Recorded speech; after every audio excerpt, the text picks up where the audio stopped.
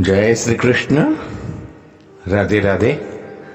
राधे सत्संग में सत्संग का रसपान करते सभी आत्मीयजनों, श्री वल्लभ की प्रेरणा से प्रेरित होकर राधे सत्संग में आज हम एक बहुत सुंदर वार्ता शरारती श्रीनाथ जी अपने श्रीनाथ जी बाबा की सुनेंगे। लेकिन इससे पूर्व अगर आपने राधे सत्संग चैनल को सब्सक्राइब न किया हो तो सब्सक्राइब कर लेना, जिससे आपको हर सत्संग की जानकारी मिल सके और अपने प्रियजनों को भी ये लाभ मिले, इसके लिए वीडियो लाइक करके शेयर करना। तो प्रियजनों, अपने श्रीनाथ जी बाबा कितने शरारती है।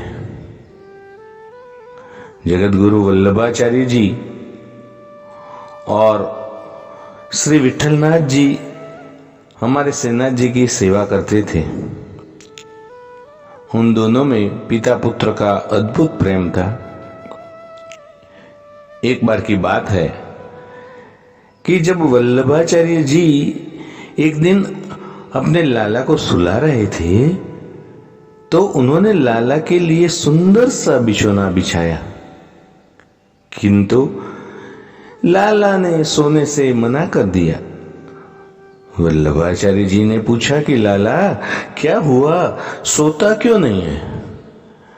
तो लाला बोले कि जय जय देखो ना, ये बिछोना चुभता है, मुझे नींद नहीं आती हमको इस पर। तब श्री वल्लभाचार्य जी दूसरा बिछोना लगाते हैं, अच्छे से लगाते हैं, किंतु लाला कन्हैया उससे भी सोने से मना कर देते हैं।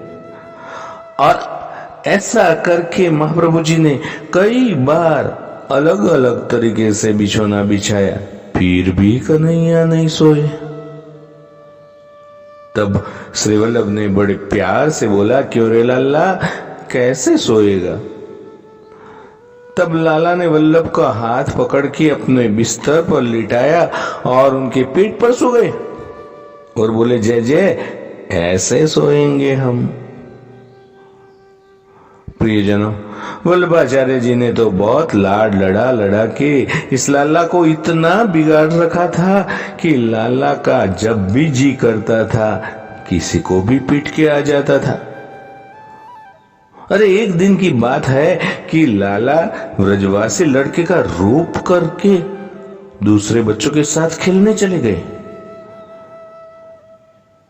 तभी एक श्रीनाथ जी का जलगड़िया वहां से निकल रहा था। तब बच्चे बोले कि भैया सब आगे से हट जाओ, श्रीनाथ जी का जलगड़िया आ रहा है, कोई छू ना ले, अप्रस में है। लाला तो कहां मानने वाला था, भीड़ गए और जानबूझ के जलदड़िए से उसको गुस्सा आ गया कि मूर्ख बालक, मुझे अब दोबारा नहाना पड़ेगा। और लाला के गाल पे उसने खींच के चांटा मारा। लाला अपने गाल पे हाथ फेरते रह गए और सोचने लगे कि बेटा इसका बदला तो ये नंद का लड़का बड़े अच्छे से लेना जानता है और लेगा, और चले गए। और अब एक दिन गर्मियों का समय था। गोसाई जी ने उसी जलदड़िए को बुलाया और कहा कि लाला को गर्मी न लगे, इसलिए तुमको श्रीनाथ जी को पंखा जलना है।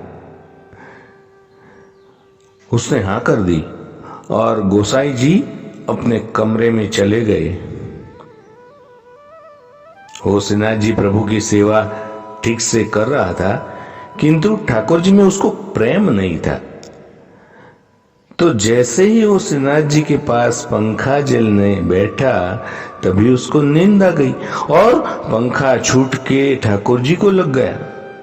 लाला को तो गुस्सा आया, किंतु लाला ने सोचा कि शिशुपाल के 100 अपराध क्षमा किए थे न, इसका एक तो करना बनता है। ठाकुर जी चुपचाप खड़े हो गए, किंतु जलगड़िए की फिर से आंख लगी और पंखा फिर से छूटा और ठाकुर जी के मुख पे लगा। अब की बार लाला को बहुत गुस्सा आया और अपने गाल पे लगया वो चांटा उसने याद किया, और वो चांटे की याद आई तो फिर तो लाला ने उसे खींचकर ऐसा चांटा मारा कि सीधा मंदिर के प्रांगण से बाहर जाकर गिरा। चिल्लाने की आवाज सुनी, गोसाई जी भागे भागे आए और देखा तो जलदड़िया अपनी गाल पे हाथ लगाए कोने में बैठा है। गोसाई जी ने पूछा तो उसने बताया कि मैं तो पंखा जल रहा था, तभी अचानक किसी ने मुझे थप्पड़ मारा। गोसाई जी सीधे ठाकुर जी के पास गए और पूछा, क्यों रे लल्ला, तूने क्यों मारा इसको? तब लाला बोले, जय जय, मारता नहीं तो क्या करता, मेरी सेवा करते करते सोता है और 2 बार पंखा मेरे मुंह पे मार दिया है। मैंने भी ऐसा मारा है कि अब कभी सेवा में नहीं सोएगा। ऐसा नहीं है कि ठाकुर जी केवल जगत गुरु या पीठाधीश्वरों के साथ ही ऐसी प्रेम लीला करते हैं, उनको तो सुंदर कोमल हृदय वाले भक्त ही पसंद है। जब राजा राम जी मिथिला गए तो वहां की गोपिकाओं ने, पुरुषों ने, बच्चों ने सुमन वर्षा की थी, और जब कन्हैया मथुरा गए थे कंस को मारने को, तब भी मथुरा वासियों ने सुमन वर्षा की। इस सुमन का अर्थ क्या? सुमन का अर्थ केवल पुष्प नहीं है, सुंदर मन ऐसा भी होता है। उसी से ठाकुर इतने प्रसन्न हुए थे। इसलिए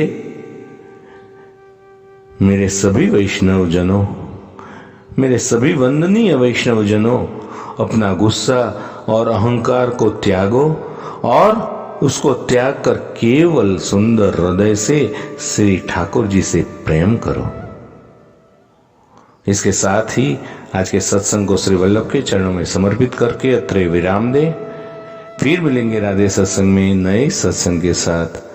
श्री गोवर्धन नाथ की जय। जय श्री कृष्ण। राधे राधे।